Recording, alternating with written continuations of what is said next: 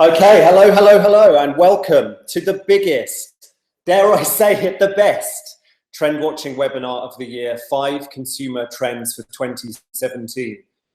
Webinar that even Santa Claus and his elves stopped work to listen to. My name's David Mattin. I'm Global Head of Trends and Insights here at Trend Watching, head of the team spotting the trends, telling the world about the trends. I'll be your host for the next 45 minutes or so. Are you ready? Are you strapped in or clicked into your skis for trend fun? Because we are going to look at 5 of the biggest, most important consumer trends for 2017. These are going to be the trends that will shape the thinking, the behavior, indeed the spending of your customers for the next 12 months and beyond. And I should say, if you like to tweet, and no doubt lots of you do, we are at Trend Watching, and if you want to discuss among yourselves on Twitter while you're listening to this webinar, use the hashtag TrendWebinar, hashtag TrendWebinar. There are thousands of you out there. Thanks so much for tuning in, staying up late, getting up early, whatever the case may be. If you're a premium client, then these 5 trends will already be familiar to you because, of course, you have already received a digital copy and, of course, the beautiful printed copy of your 2017 trend report, which is positively replete with trends for you to think about, absorb, and then, of course, take action on in 2017. All you need to innovate successfully in 2017. And of course, if you're a premium client too, you will already know, or you might just be getting to grips with the idea that these trends, like all the trends that we publish, don't come out of the blue. They don't come from nowhere. They emerge out of our trend framework. That's the 16 mega trends that you can see in front of you now that inform all our thinking, that inform everything we do, that are the lens through which we look at the consumer arena. And of course, if you're a premium client, if you're listening to these trends today, then you can go back to your premium service. You can look at the mega trends that are associated with these trends, and that will give you added context on where these trends are from, how they emerged, and of course, that will enable you to track the evolution of these trends for the next 12 months along with us. So lots of added context if you're listening to this and you're a premium client. Okay, I can't believe it's been 12 months since my last 5 trends for next year webinar. So much has happened in the past year, I think you'll agree. Just a few glimpses. Microsoft made a chatbot called Tay that turned out to be racist, sexist, and homophobic. Thank you, Microsoft. This happened. Donald Trump is now president of the United States. This happened. Brexit.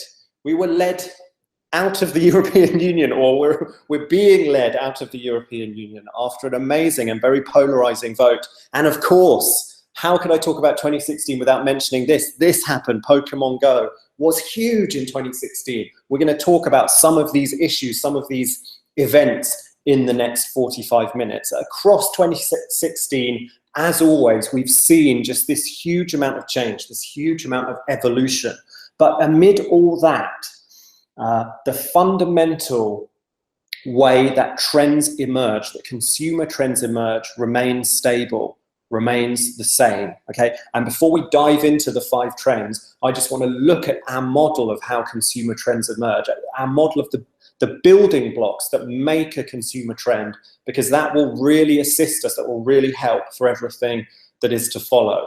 So we have this model of consumer trends that says, on the one hand, there's change. You know, the world changes around us all the time. We live with very rapid change, technological change, social change, economic, political change. We live with very rapid change. We're used to that now. On the other hand, there's human nature, which fundamentally does not change that much over time. So human beings are motivated by this basic set of needs and wants: safety, excitement, security, connection, value, whatever it is. They are pretty, at their most fundamental, they're pretty stable over time. Those needs and wants do not change over time. And our model at its simplest says that new consumer trends emerge when external change comes along and unlocks some new way of serving a basic human need. So this is all about external change, creating, unlocking a new way of serving one of these age-old basic needs. And crucially, we think you can see that happening when you look at the innovations pouring into the market now, the new products, new services, new apps, new campaigns, whatever it is, and ask yourself, how is this innovation serving a basic human need in a new way? Just one really quick example of this. If you rewind way back into ancient digital history and you looked at the very earliest social platforms, I mean, before Facebook, before MySpace even, you could have said to yourself, aha, this innovation, this platform is leveraging an external change, in this case the internet, to serve the basic human need that is social connection. And if you'd found other similar social platforms and you've looked at them through this lens of external change and basic needs, and you joined the dots up between those innovations, you would have been empowered to spot the trend that became social media, which of course is now not a trend, it's just daily life, has been daily life for years now, but that's still a great example of how watching innovations through this lens of basic needs and external change empowers you to spot trends. Another way of saying all this, very simply, is that we as trend watchers are looking for the innovations that change what customers expect. These are the new products, new services, apps, campaigns that come into the market and rewire customers' expectations. And the crucial thing about new customer expectations is once they've been created, they spread. They spread across markets, they spread across industries, they spread across demographics, and they will eventually spread all the way to your door, whoever you are, whatever business you're in, whatever market you're in. Those expectations will eventually reach you. Just think about how Uber helped create this amazing expectation of one-touch service. You know, tap your smartphone, a car is at your feet, and then look at how that expectation has spread across industries like the proverbial wildfire. Okay, there's now the Uber for everything, and we're used to that. You know, the Uber for laundry, the Uber for dog walking, the Uber for getting your gardening done, getting a haircut. That expectation has spread across industries, and it's certainly spread across markets and demographics. And new expectations spreading, that's really what a trend is. That's the essence of a trend. So that's what today, and that's indeed what everything that trend watching does is all about. We're going to look at lots of innovations today, and we're going to ask ourselves, how are these innovations changing customer expectations? And then crucially, of course, and this is the part where you really get to do some thinking too, what do these new expectations mean for me as a business, as a brand, as an organization, as a non-profit, whoever you are, as an individual? That's why everything we do is fueled by this. This is the Trend Watching Insight Network. It's a network of thousands of people all around the world, just like you, and perhaps lots of you out there, some of you are part of it, sending us examples of new products, campaigns, services, all of that from their market all the time. And I am head of the team at Trend Watching, the analyst team, joining the dots between those innovations, looking at them through this lens of new customer expectations, and by doing that, spotting the trends. Okay, I would love you to take just one light bulb moment from this webinar. If you can see just one innovation today that you seize upon and you say, aha, you know, we could do something with this, my team could do something with this, how could I adapt this idea for my own business? How can I take the expectations being created here and serve them myself? If you get just one of those light bulb moments, I'll really feel I've done my job, and it's been worthwhile for you, I hope. And I hope that you get multiple, that you get many such moments. Fingers crossed for that. Okay, with all of that said, let's move on to our first trend. So, my first trend starts here. It starts with status. I've talked to you about how one of the crucial building blocks of a consumer trend is basic human needs. It's all about external change, unlocking new ways to serve basic human needs. Now, in affluent societies, we are very lucky. Our most basic human needs are met. Things like shelter, safety, security, for the most part, you know, they are met. We're very lucky in these societies. Now, in that kind of environment, another basic need rises to the surface, and that basic human need is status. Status is one of, perhaps the key driver of consumer behavior, human behavior really, in affluent societies. And we all know what old-fashioned status kind of used to look like. It used to look just like this. It was the supercar, the designer handbag, the expensive holiday. It was markers of material affluence. That's really what traditional consumer status was about. We're so affluent now that those markers of affluence are kind of losing their status power. And we know that that's been happening for a long time. And for the last handful of years, the last decade or more really, status has also resided more in experiences. This is the experience economy. And we know all about that, you know, rare, surprising, amazing experiences that your friends haven't done, that give you a story to tell, that are something to boast about. And of course, that's been massively amplified by social media, which has turned experiences into a very shareable currency in their own right. So the experience economy is a thing. We're used to that, and we've become crazy experience economy experts. I mean, well, first of all, look at this statistic. Okay? It's showing that lots and lots of affluent consumers would rather have an amazing experience over a luxury item, a luxury product. So experiences are the thing when it comes to status. And like I say, we've become crazy experience economy experts. You can dine in the sky. This is Newcastle in the United Kingdom. You can be part of your favorite movie. This is Back to the Future. The Secret Cinema in London did that recently. And if you haven't done all these things yourself, and let's face it, there's not time to do all of it, then no doubt someone has, and they've enlightened you, or you might say, bewildered you with it on their Instagram or Facebook or Snapchat or whatever, right? You've seen your friends doing it. Where next for the experience economy then is a really powerful question, because it's ultimately about asking where next for status. And whenever we're talking about status, we're on really powerful ground to think about if you're an innovator, if you're a brand, or you're a business. So where is the experience economy heading next? Well, we are,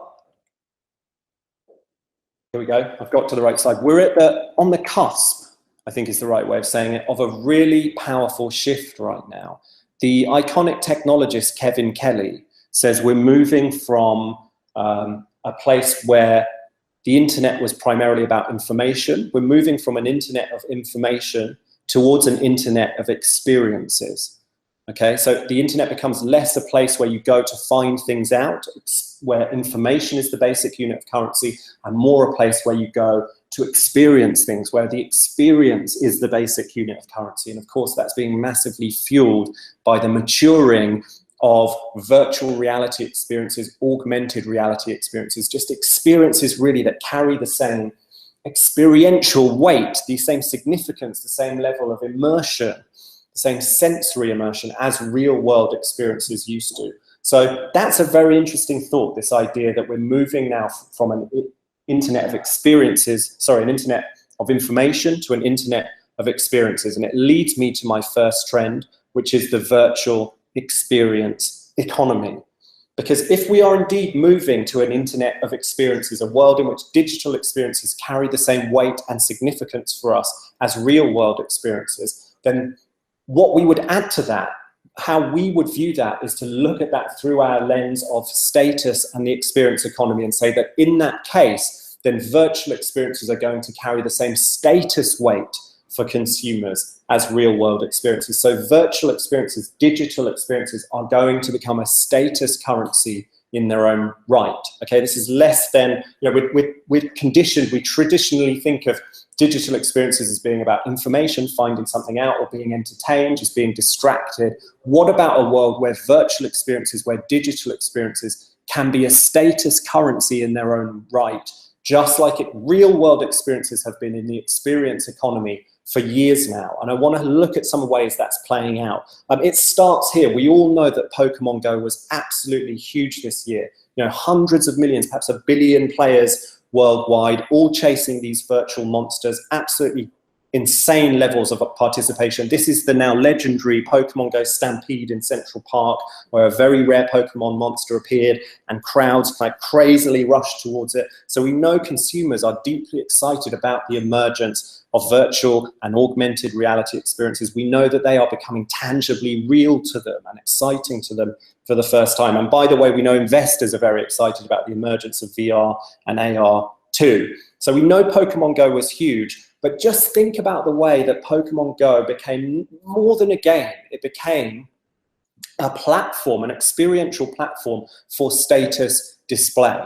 So you had hipsters all over the place, from Brooklyn to, you know, Sydney to Beijing, chasing these Pokemon, but using that as a platform on which to get social, to connect with one another and say, we are part of this club, we are part of the same movement, you know, and there's a status currency attached to that. It also became a platform for an incredible explosion of creativity. So you had Pokemon Go creators all over YouTube, all over Twitter, creating amazing content about the Pokemon Go experience. And of course, that is a really powerful status currency. That's about saying, look at me, look at how creative I am, look at what I'm sharing with the world. And Pokemon Go provided a platform on which these creators were able to do that. And yes, Pokemon Go was still a game too, so there was still an element of competition, and this guy actually won. Nick Johnson, this guy from Brooklyn, was the first person to collect all however many 100 or 1,000 Pokemons. He went on a global tour in order to do it. That tour in the end was sponsored by Marriott. So there's an opportunity for you. Marriott, a brand, sponsored this guy to win at Pokemon Go. Winning can still be a thing in the virtual experience economy. So what I'd love you to take from that is that, yes, Pokemon Go was a huge, extremely entertaining phenomenon, but it was more than that. It became an experience platform for status display. Okay, it became a way to accrue status currency, just like real world experiences have been a way to accrue status currency for years. And now I just want to look at some other ways that you can create experiences in the virtual experience economy that allow consumers to get that status hit. Okay, if you're not going to create the next Pokemon Go, and let's face it, hardly anyone is, there's only going to be one of those every so often, how else can you offer consumers the chance to accrue status in the virtual experience economy? This can be a really powerful way. Create an experience that's so intense, indeed so terrifying, that only a limited number of people are actually able to do it. This is the walk. It's a virtual reality experience that simulates the French tightrope artist Philippe Petit's legendary tightrope walk between the World Trade Center towers in the 1970s. So if you undertake this experience, obviously you strap on your virtual reality goggles, you find yourself thousands of feet in the air between the World Trade Centers, trying to walk on this tiny tightrope between the two towers. It's so terrifying that many people find that they're not actually able to do it. Okay, if you Google this yourself, you'll find there's lots of videos online of people trying to undertake the walk, and lots find that they just simply can't do it. So there's one play for the virtual experience economy. Experiences that take some courage, experiences that are so intense, so overwhelming, that they take some fortitude just to get through, and of course they're fun too, will become a status currency in their own right. Just like going bungee jumping or, you know, paragliding, whatever, has been a status currency in the real world for years, for decades now.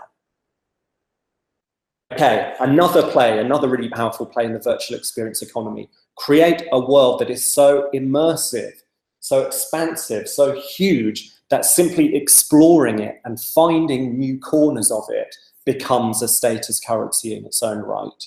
This is No Man's Sky. This is the video game that was talked about a huge amount in 2016, algorithmically generated video game that creates a near infinite universe for players to explore. This universe is nearly limitless. You can explore it. You could explore it for decades without kind of reaching the limits, essentially. Now, I know what some of you are thinking. No Man's Sky faced some bad reviews. There were people out there who were disappointed about the fact that there didn't seem to be much gameplay to this game. There didn't seem to be much competition, much object, much traditional gaming. But that is really exactly the point I'm trying to make. This was a game that wasn't about winning in the traditional sense. This was a game that was about exploring. It's a game that's shifting shifting the nature of what a video game can be about. So inevitably it was going to disappoint some people. But that is a really interesting shift. I think in the virtual experience economy, we will see the rise of video games and other digital experiences too, that are not about winning, that are not necessarily about entertainment in the traditional sense, but are about exploring, finding out. And as much as No Man's Sky faced its detractors, there are hundreds of thousands of people online who are using it in just that way. So here's one snapshot of a guy, who's exploring a tiny corner of the No Man's Sky universe and is sending essentially a digital postcard back saying, look at me, I've explored this tiny corner of the No Man's Sky universe that no one else has seen yet. And hundreds of thousands of people are watching that, are very interested in receiving that postcard. So just as in the real world, for decades, forever essentially, going to new places, exploring new places, finding things out has been a status currency. We are seeing the emergence of digital experiences where the same is true. Exploration, finding out, becomes a status currency in its own right. Okay, a third powerful play in the virtual experience economy. If you're not going to create virtual experiences that become a status currency yourself, then empower your consumers to do that for others. This is Google Tilt Brush. This is essentially a virtual reality paintbrush that the user can use to create amazing virtual three-dimensional worlds that he or she can then share with other people, can upload and share with other people. They can be animated virtual worlds. So think of that, okay? Creativity, of course, for years now has been a status currency. So can you empower consumers to create the virtual worlds that other people will want to experience, that other people will want to explore, and share their work with others and say, look at what I've created, and sit back and enjoy the status of that. And then just a final thought on where all this is heading. This is a super interesting example I just had to share with you. This is ABBA. Recently announced that in partnership with Universal Music and Simon Fuller, the music kind of mogul, that in 2018 they're going on tour, but it won't be a physical tour, it won't be the traditional kind of physical tour, it's going to be a virtual reality experience tour. So think about that. This is ABBA, one of the biggest bands of the last, however many decades, super mainstream, lots of older listeners, like lots of baby boomer listeners, there are young listeners too, but lots of older listeners who remember them from back in the day. They want to go out on tour, but they've decided it's not going to be a physical tour, it's going to be a virtual reality tour. So are we going to see the emergence of a world where essentially virtual experiences become, replace or become the equal of real world experiences that essentially become indistinguishable or inconsequential in terms of the difference? I just think this is pointing in a really interesting direction as to where all of this is going, where the status and the enjoyment and just the significance of seeing ABBA in virtual reality could be just as great as seeing them in the real world. Essentially to millions of consumers, the difference won't matter. So it's a really interesting one for us all to keep our eye on and spot similar examples and see how this trend develops. Okay, so can you take your first light bulb moment from the virtual experience economy? How could you set about creating virtual, digital, augmented reality experiences that become a status currency in their own right? What does it mean, just even apart from that question, what does it mean for you as a business or brand that digital experiences become a status currency in this way? How should you adapt your marketing? How should you adapt your messaging, your communications in that kind of world? It's a very, very deep trend, really powerful question for you and your team to brainstorm for 2017. Okay, moving on. Yes, consumers are obsessed with themselves and their experiences and their lives and often above all their status, but they are also increasingly concerned with, some indeed obsessed with, our planet, the world around us, our environment. Okay, and we know that environmental concern around sustainability is a mega trend that has been accelerating, that has been evolving, again, for decades now. Okay, if you're a premium client, you can dive in online, see our trend framework, and it's the better business mega trend via which we have tracked the evolution of concerns around sustainability, the environment, ethics, and all of that for the last 10 years or more. That's the better business megatrend that is the lens through which we've seen all that. So you can dive in and take a look at the previous trends that we've used to talk about this. So we know that's an epic concern, okay? And one angle on that concern, one key component of that concern is rising concern around waste. We are all consumers out there, all of us, I hope, are increasingly concerned about the massive waste products of mainstream consumerism. Okay, just the amount of waste that we create, the amount of the amount of time, materials, energy, fuel that is put to waste in processes that are a fundamental part of mainstream consumerism. And waste is a key concern. Maybe if you're not a cat, cats love packing waste. If you're a cat, this picture looks very different. They do love a good box, but for the rest of us, waste is a massive concern. And there's something else that's happened in the last handful of years that's accelerated that concern, and that is the peer-to-peer economy, okay? Millions of consumers are out there now sharing their resources. They're leveraging their resources when they're sitting idle, okay? If you have a room to spare or you go on holiday and your house is empty, millions of consumers will think, well, perhaps I should put that on Airbnb and leverage value out of it while it's empty. Perhaps I should join a car sharing scheme so my car doesn't sit idle in the workplace car park for 8 hours a day. Perhaps I should get on a peer-to-peer tool sharing platform so my garden tools don't sit there being idle all day or 90% of the time. Let's leverage some value out of these resources. That has created an expectation that we should be able to leverage value out of idle resources. That waste is something that doesn't need to happen anymore in the ways that it used to. And indeed, it's really reconfigured millions of people's conception of what waste is. I mean, idle capacity is now, that's not put to use, is now seen as waste in a way that it didn't, even 10 years ago, it didn't used to be. If 10 years ago, if someone went on holiday and they didn't rent their house out to someone to stay in it for the 2 weeks while they were away, they did not regard that as waste. Now they would regard that as a wasted opportunity, wasted resources, wasted value. So the peer-to-peer economy has really done an amazing thing. It's changed our conception of what waste can be. When you put all that together, I mean, for example, look at this. This is people dining in a dumpster. Okay, they're leveraging the idle capacity of this dumpster. So the peer-to-peer economy has taught us all kinds of new and amazing ways to think about waste and to handle it. When you put all that together, you get this very interesting new fixation, this rising concern with efficiency when it comes to the use of our resources. Let me leverage the maximum value out of everything around me that I can. Okay, let me minimize waste, and that's waste when considered in this new, more expansive way.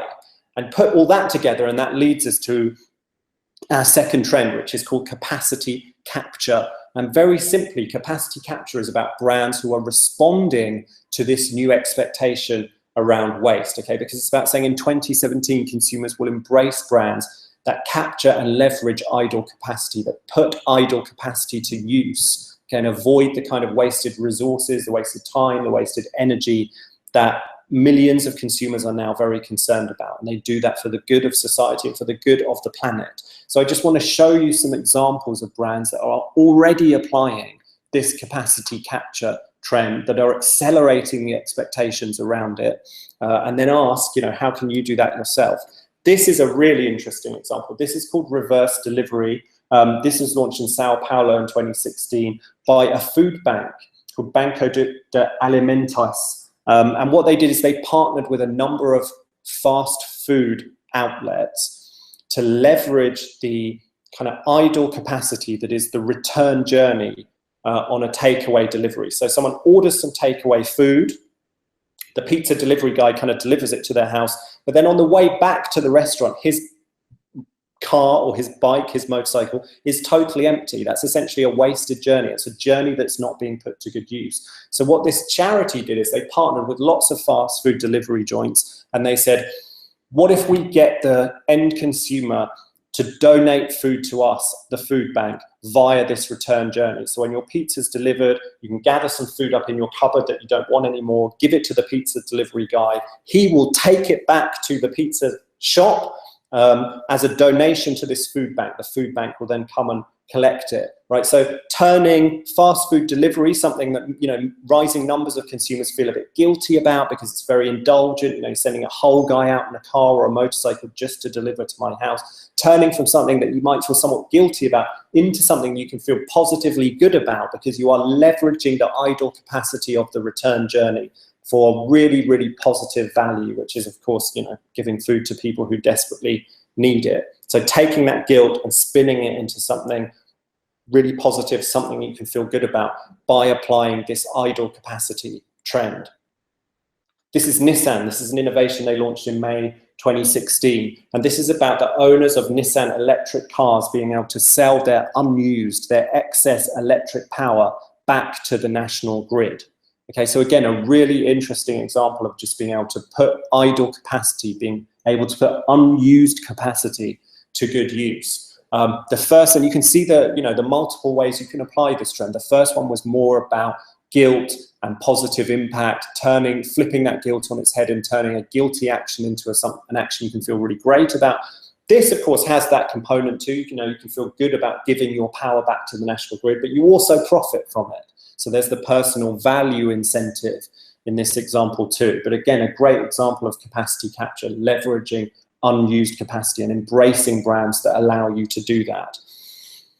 And the final example is a really interesting example of this trend. And again, this is a great lesson in how you can apply a trend at multiple levels, because this business, Community Clothing, has essentially built their entire business model and their entire business messaging around the trend capacity capture. This is a new UK clothes retailer that will sell direct to the consumer. But what's really special about them is they're going to manufacture in British textile factories, and they're going to leverage the seasonal downtimes in those factories in order to make those clothes. So at certain times of the year in the UK, textile factories are operating way below capacity, like half or 25% of capacity. And what this business is saying is that that's a terrible waste. It's a waste of resources.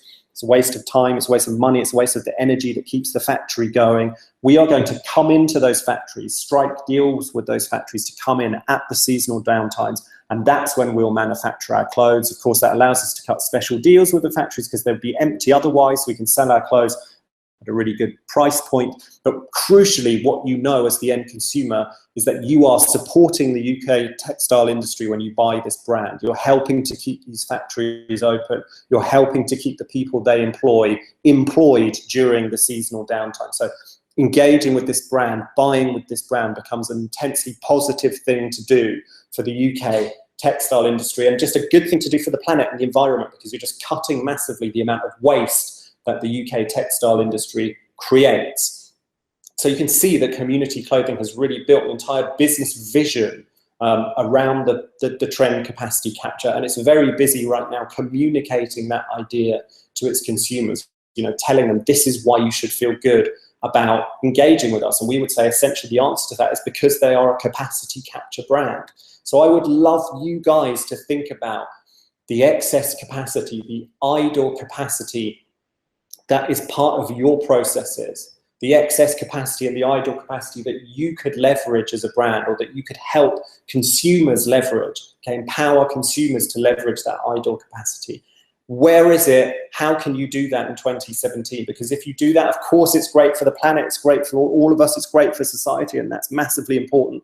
But it also turns you into a brand that consumers can be really proud to engage with, can be positive about engaging with. It turns you into a great story that other consumers will want to tell their friends. I've engaged with this great brand, this is what they do for the planet. Listen to how clever the idea is. How could you apply this trend in 2017? Okay, on to our third trend. So yes, consumers do care about the planet. Rising numbers are obsessed with the planet, sustainability and ethics and all of that. They also care massively, of course, about their own life experiences, their own lifestyles, their own identity. And for years now, couple of years, 2-3 years, we've been talking about this epic mega trend when it comes to the nature of human identity, and that mega trend, and you premium clients can look it up in the premium service, is post-demographic consumerism. This idea that increasingly consumers are free, more free than ever, to just dispense with old social expectations, tired old social prejudices, and create the lifestyles, create mindsets of their own choosing, live and think the way they want to. Okay, this is an epic megatrend that we've been tracking now for 2-3 years or more.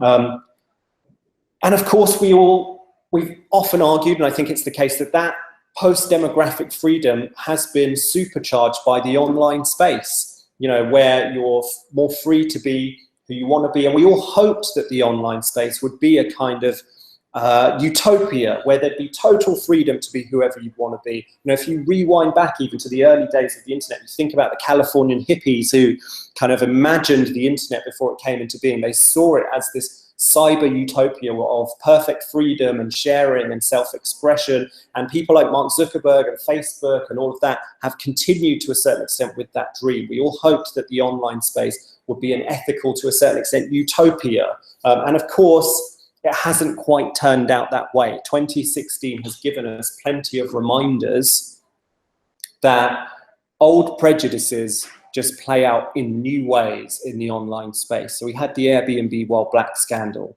this scandal around black users of Airbnb being rejected for bookings more often than their white counterparts. We had the Google unprofessional hair scandal, where if someone Googled unprofessional hair and the Google algorithm turned up lots more images of black women than it did of white women, and everyone's like, is the Google algorithm racist? It's kind of like, yes it is, because it's just informed by human beings who are racist. Okay, we've just had these reminders that racism, sexism, old prejudices play out in new ways online. Okay, the good news is that amid all of that, amid all of these reminders of prejudice, amid all these reminders that we have not yet really achieved the post-demographic freedom, the perfect tolerance, the perfect freedom to be whoever you want to be.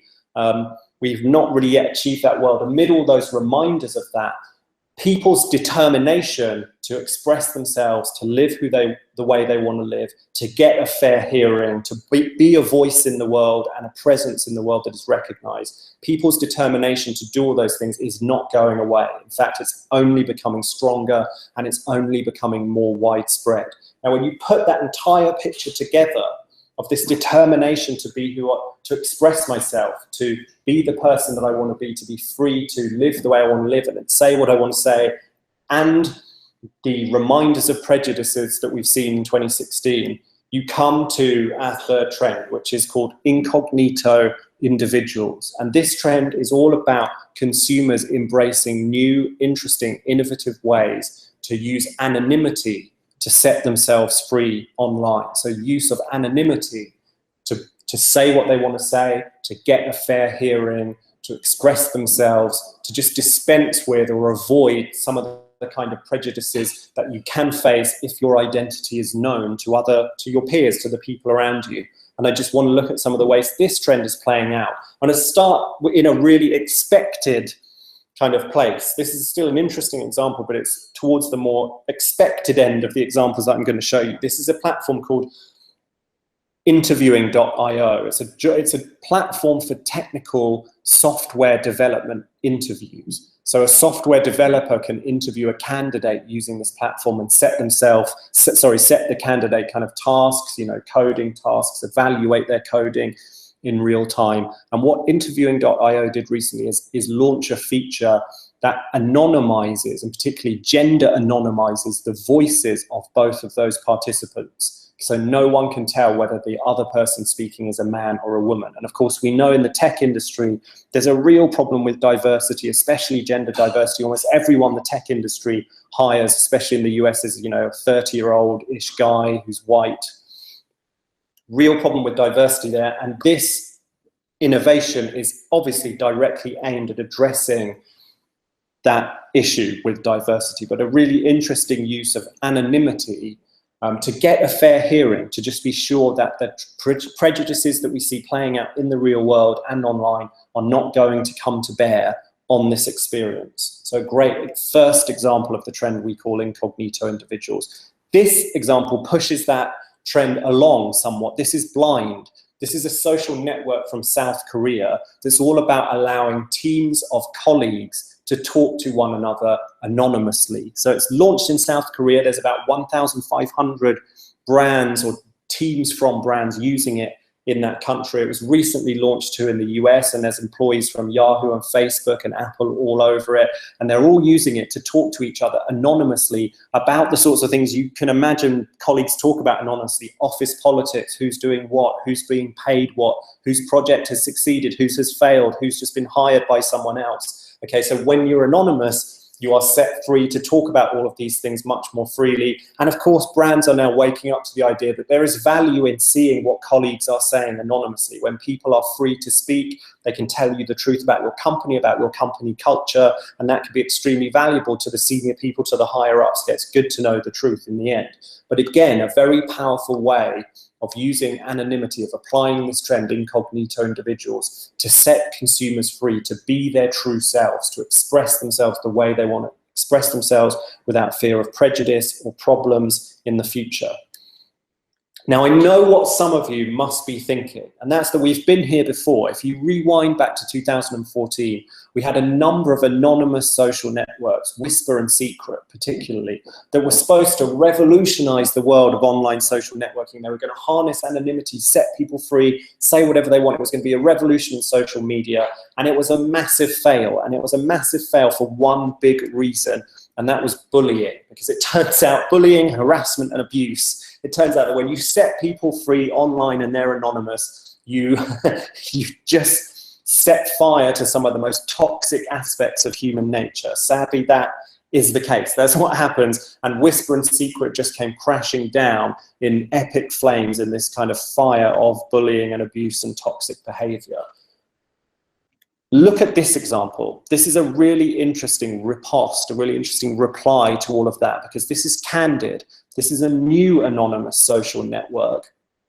Just like Whisper, just like Secret, you use it totally anonymously. You're free to say whatever you want. But CANDID is going to use AI, okay, artificial intelligence, intelligent, smart decisions in order to weed out, identify and weed out toxic, harassing, bullying behaviors. Now think about that. That's really interesting. That means we might be on the verge of something we've never seen before, which is an online space that combines the freedom of anonymity with the security and safety of knowing that this is a civil, secure, civilized discourse that I am engaged in. We've never been able to combine those two things before. We've never been able to have the freedom and anonymity and the security of knowing that this is a civilized, civil discourse. Okay, that's a really interesting, very, very powerful combination, and it will be fascinating to see how that plays out. And by the way, the big players out there know that these expectations are coming too, because Twitter has recently launched a similar tool, an AI that's going to hunt through Twitter and try to weed out toxic, unpleasant bullying behaviors. And we sure know that there's plenty of that going on Twitter. So are we going to be able to see the emergence? Well, are we going to see on Twitter the emergence of a social network that is more civilized? Are we going to be able to see with CANDID and others like it, the emergence of social spaces that can combine anonymity and civilized behavior? Really powerful kind of convergence there. And if you think that all of this feels a bit niche, if you think the idea of consumers hiding behind masks and playing with anonymity to express their true selves feels a bit niche, then think again. Just think about the 150 million people on Snapchat using filters, playing with identity, playing with anonymity all the time in order to express themselves, right? Consumers are already doing this, and they're going to expect to be able to do it in all kinds of new ways. And that's really what incognito individuals is tapping into. And to close on this trend, there's another really powerful reason why this trend is so powerful, and that is the filter bubble. And we've heard so much about the filter bubble in the last month or so. Some people even think the filter bubble is responsible, partly responsible, for the election of Donald Trump. Okay, it's this idea that we are all trapped online, on Facebook, on Twitter, even in Google, in this bubble of our own tastes, our own preferences, our own historic behaviors that keeps us apart from information, from news, from ideas that doesn't accord with what we already think. We're trapped in this bubble that just constantly feeds us information, news, and ideas that aligns with what we already think we know. Okay, and that can become a real problem when what we think we know turns out to be inaccurate. The filter bubble is starting to have real world consequences that could be immensely powerful. Look at this example. This is called ANTIPERSO. The name of it on the slide, slightly mangled. ANTIPERSO. This is a simple app that allows the user to see Twitter through the eyes of any other user. This person's chosen Tim Cook for some reason, not sure why. But you can use this app to see Twitter through the eyes of any other Twitter user. You see, the the feed they see, the messages they see, the likes and dislikes they see, all of that. You just see what they would see if you were there, okay? Now, this is pretty niche. I'm not sure how many people want to see Twitter through the eyes of any other user. But imagine, and it's not very hard to see that this will be emerging very soon. Imagine if you could see Amazon through the eyes of another user. Imagine if you could shop on Amazon and simultaneously see it through the eyes of another user and see what prices they see. Okay, or other retail platforms, you know, you're shopping online, you can use an app to see this platform through the eyes of another user or a neutral user with no history and compare the prices you're seeing to the prices they're seeing, the options and discounts you're seeing to the options and discounts they would see. Then this starts to become really powerful. Okay, and again on Facebook, how could we use this kind of tool to break out of the filter bubble and see news, see ideas that other people see? Really powerful questions for 2017. So how could you guys create platforms, create tools that allow consumers to harness anonymity, to set themselves free to say what they want to say, to see the internet, see the online space, see the world through the eyes of others?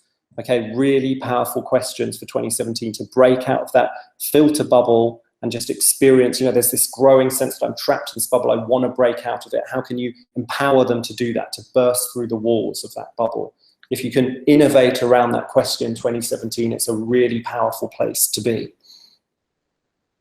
Okay, and I should say, just to wrap up this trend, that of course, if you're going to apply this trend sensitively, and you must, and if you're going to apply it wisely, then of course, incognito individuals, this embrace of anonymity is not about hiding. It's not about hiding who you are or accepting prejudice, accepting the bad behavior of others. It really is about empowering people to be the person they want to be and to have control. Okay, sometimes I want the world to see my identity, sometimes I don't. And if you can empower consumers to have that control, then you're in a really powerful place. If you imply to consumers that that their identity is something that they ought to hide, then of course you're in a very difficult and awkward place that you don't want to be. So think very hard about the difference between this and this when you apply this trend incognito individuals. Okay, on to the next trend.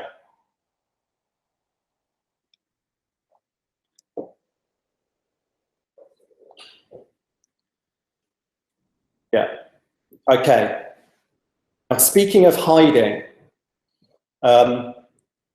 one of the other key aspects of our personal identity that we've all been tracking, and certainly we at Trend Watching have been tracking for years now, is privacy, is how secure our identity and information about us is. You know, privacy and concerns around privacy is another of these ongoing mega trends that we've been tracking in the consumer arena for years and years now. And the traditional model of how consumers think about privacy is really what I would call the big brother model. You know, it's a model that's around fear and around guardedness. You know, this idea that we've become used to, that we live in societies, we live in political entities that are surveilling us, that are watching us all the time. And that's something that we have to be very careful of. You know, they're encroaching on our privacy ever more. And we know that we're being filmed wherever we go. We're being filmed on the train, on the bus, out in the street with CCTV. We just live in a very surveillance society now. And that's a problem, that's an issue. And I need, as a consumer, to take steps to guard my privacy, to make sure my information is gated, to make sure that people can't get in who I don't want it, all of that. Now, we've been thinking some very new thoughts about how consumers think about privacy and think about their identity and the exchanges that go on when it comes to information about who they are. And they were kind of captured and fueled, I would say, by this very intriguing tweet that we saw that kind of had a resurgence in 2016. What Orwell failed to predict is that we'd buy the cameras ourselves and that our biggest fear would be that nobody was watching.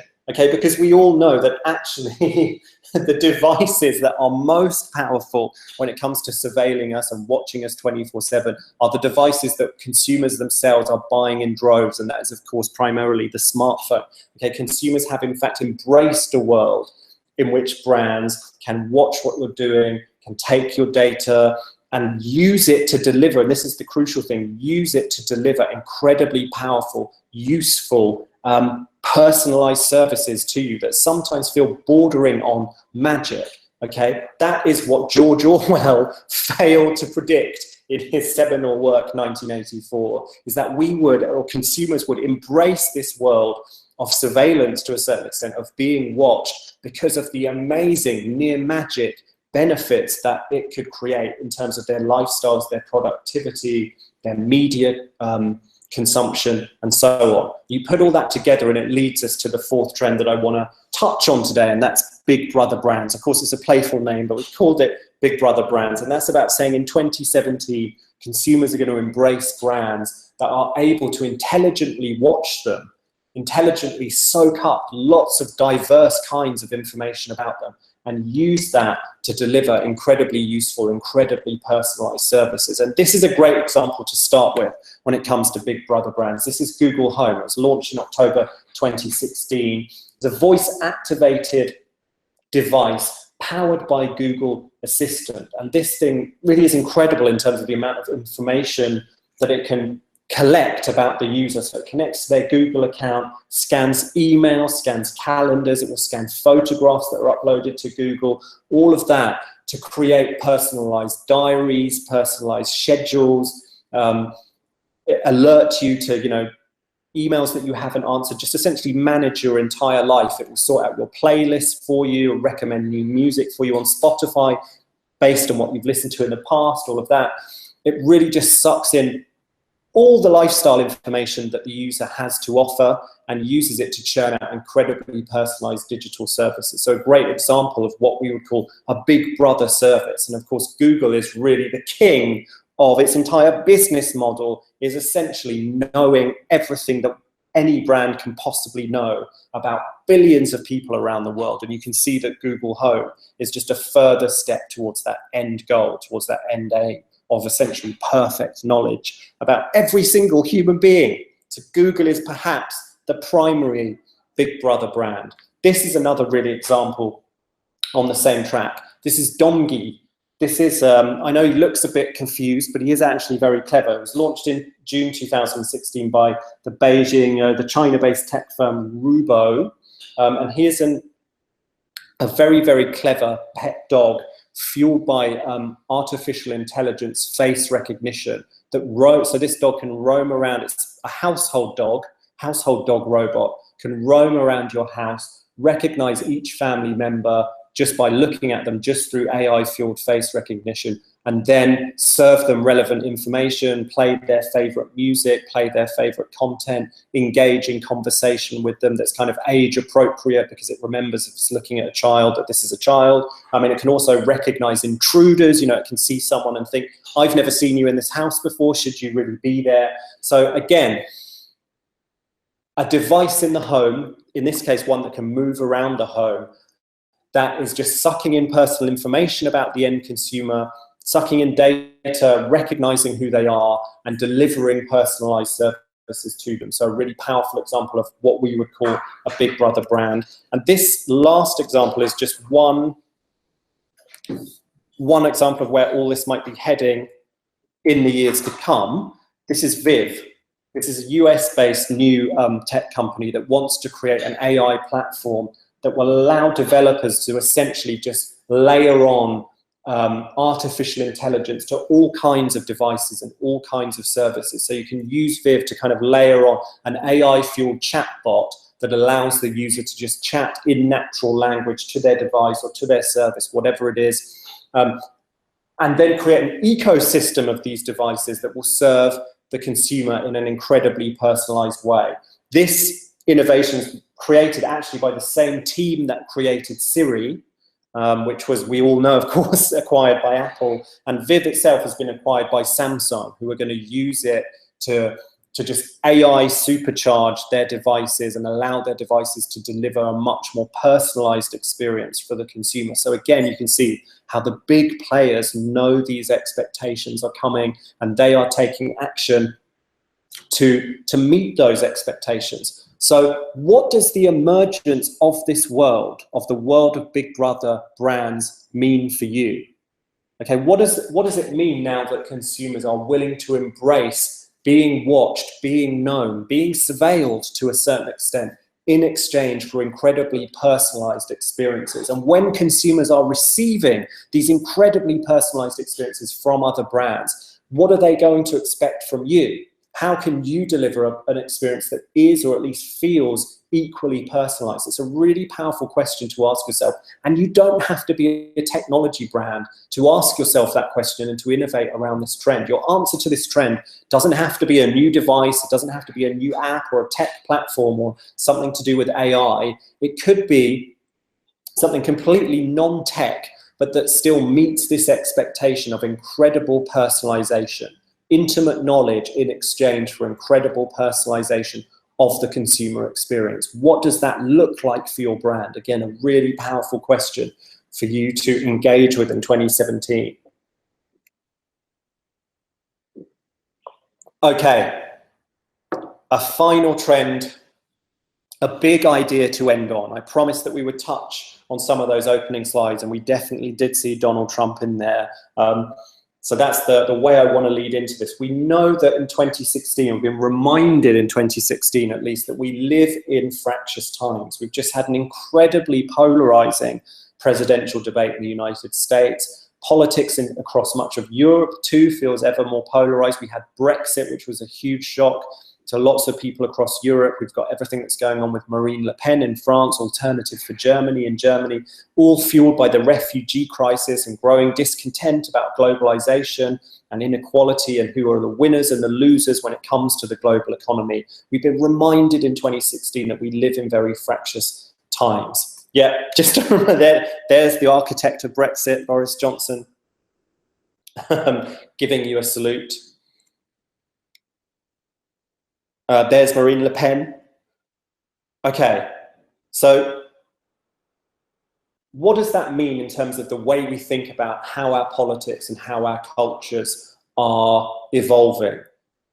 We've seen the emergence, I think, in 2016, and this has been widely commented on, of a kind of open versus closed polarity. Okay, one of the most productive ways to think about politics and society and the evolution of it for the next handful of years is that you have this group of people who want to close the doors on globalization to a certain extent, who want to build slightly more closed societies, at least societies that put up defenses against some of the most difficult aspects of globalization. And we know that this taps into an age-old human impulse, the human impulse to build walls, to be defensive, to focus on one's own locality, is forever, is eternal. That's always been with us. Equally, though, the flip side is true. There is a group of people right now who are determined to remain open to the world, to remain connected, to remain outward looking. And that taps into an equally valid and equally age-old human impulse to be curious, to be open to the world, to want to experience new things and new people. So neither of those points of view is going away ever, but they will continue to evolve, continue to respond to the circumstances in which human beings are presented. And when you put all that together, that really makes our final trend worlds apart, because worlds apart is all about saying in 2017, it's a really powerful opportunity for brands to respond to that division, to respond to that, recognize and respond to that polarity and try and serve consumers in one of the two groups. Okay, even if you're not going to respond to it necessarily, you have to be mindful of it. But I would suggest that responding to it is a really powerful play in 2017. So we've tended to talk when we discuss this trend about the two groups of consumers as the new global citizens who want to remain open and connected to the world,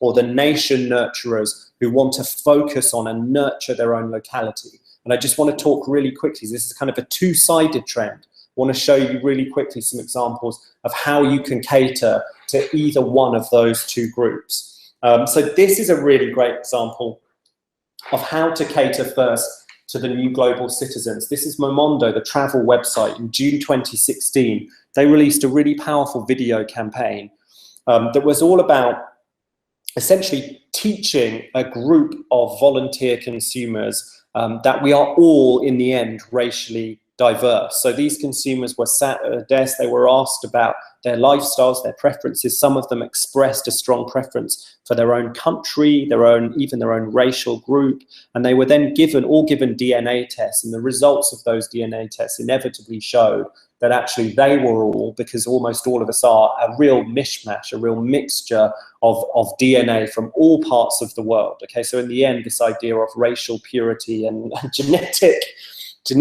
purity that some of them were hinting at is totally a nonsense. We're all just a mishmash of cultures and places and biology. Okay, and the advert ended with the phrase, "You have more in common with the world than you think." So that is really clearly a very powerful and clear play at appealing to the values of the new global citizens, appealing to the values who at this moment right now are very concerned about remaining open and connected to the world and celebrating kind of the oneness of all human beings, right? Opposing these walls and these defenses against globalization that seem to be being put up in some quarters. This is another really powerful play for new global citizens. A campaign play is a really powerful play because, of course, this is a trend that's all about values and ideals and what people think. So one powerful play is just to send a message on what you think to consumers, just like MOMONDO did, or you can really do something to serve the new global citizens. So Tiger Beer, the Asian beer brand, did something really fun. They opened the Tiger Trading Company shop in New York City. And this was a shop that was a kind of pop-up shop that was supposed to redefine the stereotype of made in China.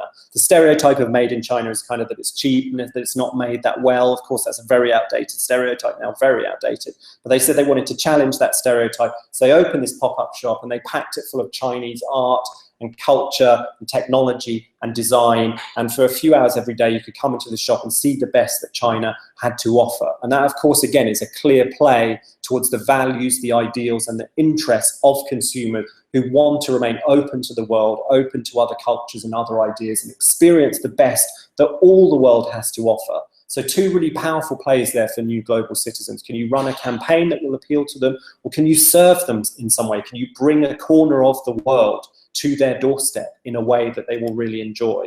The nation nurturers are there to be served too, and there are equally powerful plays to serve them. I think one of the key things that is crucial to remember when it comes to serving them is to avoid being facile or kind of cynical. Okay, so don't be a European beer brand that rebrands as America during the presidential election just to kind of try to appeal to patriotic Americans, because that's kind of manifestly cynical and kind of really annoying. Don't do that, but do have a look and take inspiration from these two examples that I'm going to show you. How can you really appeal to nation nurturers who genuinely and in good faith want to focus on their locality and do things to enhance it, do things to make the place they live in better and to enrich the lives of the people in the place they live in? Well, this is a really interesting example. This is San Juan, the South American beer. Traditionally, they have a beer label that has a picture of the Otorongo jaguar on the bottle. They ran a campaign recently where they stripped off all those labels and they replaced them with a new kind of label with all kinds of different animals on. This one you can see is a dog. They just left 6,000 bottles showing a picture of the Otorongo jaguar, because there are only 6,000 Otorongo jaguars left in the world. So this was a campaign about saving this animal from extinction. And this led to a kind of outcry among consumers who love San Juan beer. You know, the San Juan fans said, bring back our real beer label. You know, what have you done? Why have you taken this crazy step? And it led to a kind of outcry that led in turn to raised awareness about the plight of the Otorongo jaguar. That led in turn to government action to better protect it as a species. So this is a really powerful campaign about, you know, a species that's native to a certain locality and protecting that species for the years to come.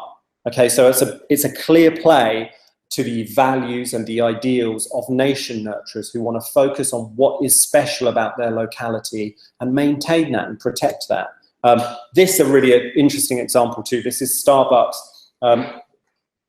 They ran a campaign recently that was called Upstanders. It was a series of videos and podcasts celebrating individuals doing kind of grassroots local work all across the United States. So, you know, work with disabled children, work with disadvantaged people, work with military veterans. It celebrated the people that are working really hard at the grassroots level in the United States to make local communities better. And Starbucks said it was a kind of play to help bring America together, to remind Americans of, you know, the brotherhood of their nation during a very polarizing presidential election. But clearly a play that will appeal to the ideals of the nation nurturers, that will appeal to the ideals of people who want to focus on their locality, in this case America, focus on maintaining and enhancing their locality, the people, the infrastructure, the values around them.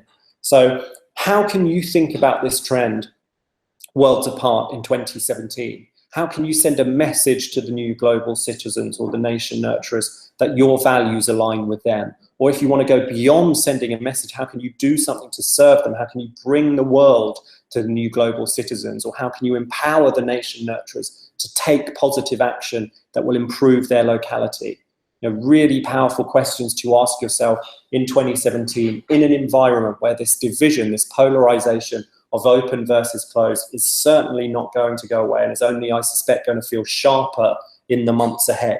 Okay, we've touched on 5 trends. There are so many trends I could have chosen to show you, but I chose 5 that I hope have been super useful for these guys. As I said, if you're a premium client, you can dive into the premium service, learn a lot more about these trends, learn too about the crucial context, the trend framework, the thinking, the place where these trends came from, that will give you all kinds of historic context about where these trends emerge from, and crucially will allow you, along with us, to track the evolution of these trends in the years ahead. Before I wrap up, I think I've got some interesting questions that I just want to touch upon, so let me have a quick look and see the questions spiraling before my eyes right now. What human need does incognito individuals satisfy is a very interesting question. I mean, I think we touched on a few of them. Primarily, the 2, I think, are, you know, the basic human need that is self-expression, that is the freedom to say what you want, and also above that, to be a voice in the world that you feel is recognized fairly. Okay, so sometimes consumers will feel it's necessary to hide their identity in order to be their true selves, to say what they want, and also to get a fair hearing, so that what they say is the most important thing that's received by the end hearer, rather than, you know, prejudices around their identity and all of that. And then the other basic human need being served, if you think about the filter bubble, is just the basic human need for information and for accurate information about the world around us. You know, rising numbers of consumers are mindful of this idea that they're trapped in a filter bubble that's feeding them a skewed picture of the world, and they want to burst that bubble and see the world as it is. And we know that information is a basic human need. And actually, if you look on this, if you look on the trend framework, infolust is the mega trend via which we've tracked for years now, you know, the epic mega trend that is the search for ever better, ever more relevant information.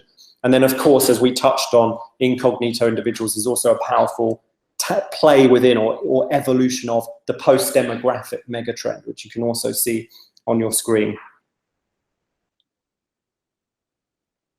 Another question, have you spotted any opposite trends to technology, artificial, augmented reality, virtual reality, such as living without social media or focusing on nature, family relations, quality time? Yeah, that's a really great question. I mean, we've known, it's often the case that trends, you know, prompt or spur their own counter trends. And we've known for years now, people have been talking about, you know, the digital detox trend. That's very old news, along with the rise of these incredibly powerful, incredibly immersive, distracting technologies. There's been a counter trend towards wanting to escape all of that, wanting to focus on, you know, the moment and the people around you. One evolution that we're seeing of that for 2017 is actually in the 2017 trend report, and it's called Inner Circles. And that's a trend that deals with a rising expectation and a rising need that we're seeing for platforms and tools and digital services and physical experiences too, that connect consumers back more meaningfully to the people they are closest to, so to friends and family. You know, if you think about this world we live in now, it's We live in a world that's made it incredibly easy to seamlessly connect to thousands of strangers, you know, on Tinder, Airbnb, peer-to-peer services, all of that. We're surrounded by these incredibly instant, but obviously mostly superficial human connections. And that's leading to this expectation that it should be just as easy to meaningfully reconnect with the people closest to me. You know, why aren't there apps and tools and services that are dedicated to that? And we've got some really interesting examples of how that's playing out in the trend report. Okay, thank you. There's so many questions I could answer. I haven't got time to answer all of them, of course. We'll be here all day, but you can always email me, david@trendwatching.com. If you have a burning question that you would love to get answered, I would love to answer it. It only remains for me to say that, of course, trends are great, but if you just sit there knowing trends, that is not enough. Just sitting there knowing a trend does not make anything happen. If trends are going to be powerful, if trends are going to lead you to great things in 2017, you have to take action. You have to do something with them. You have to apply the trend. You premium clients have access to a whole suite of tools and tips and advice in the premium service that can let you do that, that can help you turn a trend into an idea. But actually the tool that you see in front of you now is free for everyone. This tool is free on our site for everyone, the Consumer Trend Canvas. You can go to trendwatching.com, download this canvas, and use it with your team to brainstorm turning one of these trends into a really powerful new idea for your business, a new product, new service, a new campaign, maybe an entire new business vision. So give that a shot. It could lead you to the biggest, most consequential innovation of 2017 for your organization. Okay, that's more than enough for me. Thank you so much for listening. I hope you've taken some really actionable inspiration out of this session. Good luck with your innovation efforts in 2017. We will be here tracking the evolution of all those trends and more across the year. I'm very much looking forward to hearing from you how you go with these trends and others. But in the meantime, that's quite enough for me. I'm checking out. Thank you very much. Goodbye.